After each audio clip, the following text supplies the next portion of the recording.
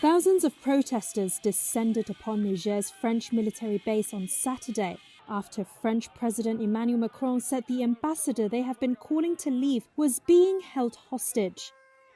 The demonstrations began in early September, around 5 weeks after soldiers toppled President Mohamed Bazoum and seized power in a coup.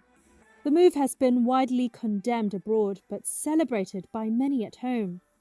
Protesters gathered outside the base to demand its troops, as well as the French ambassador, to leave the country. Hundreds are... Welcome again to World Formatics. French troops will leave Niger by the end of 2023, following a coup that ousted the former president of the West African nation. President Emmanuel Macron said the decision to end the military cooperation was because France did not want to be involved in the internal politics of Niger and be hostages of the junta. France has been fighting Islamist militants in the Sahel region for years. France will pull its soldiers out of Niger, dealing a massive blow to French influence and counter-influence and counterinsurgency operations in the Sahel region. France's exit, which comes after weeks of pressure from the junta and popular demonstrations, is likely to exacerbate Western concerns over Russia's expanding influence in Africa. The Russian mercenary force Wagner is already present in Niger's neighbor, Mali. Niger's military junta said in response that the announcement signaled a new step towards the sovereignty of the country.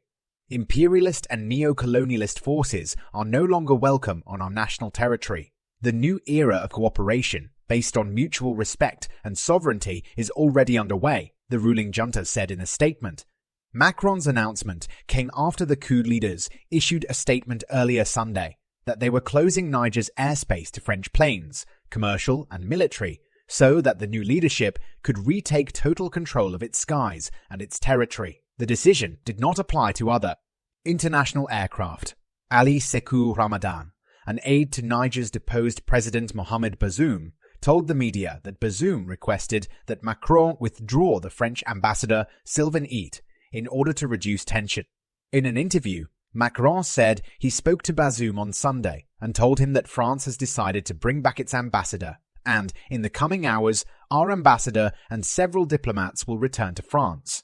He added, and we will put an end to our military cooperation with the Niger authorities because they don't want to fight against terrorism anymore. The junta is now under sanctions by Western and regional African powers.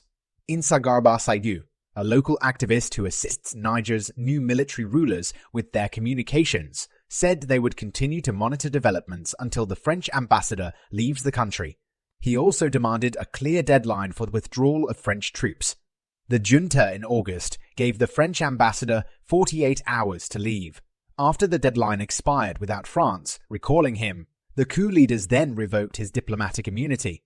Experts say that after repeated military interventions in its former colonies in recent decades, the era of France as Africa's gendarme may finally be over, as the continent's priorities shift.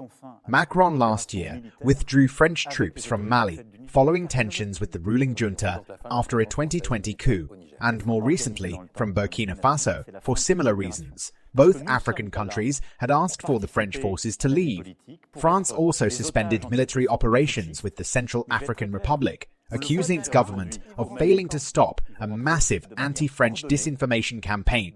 Has France lost the war on its former colonies in Africa? Leave your comments in the comments sections, and please don't forget to subscribe for more videos.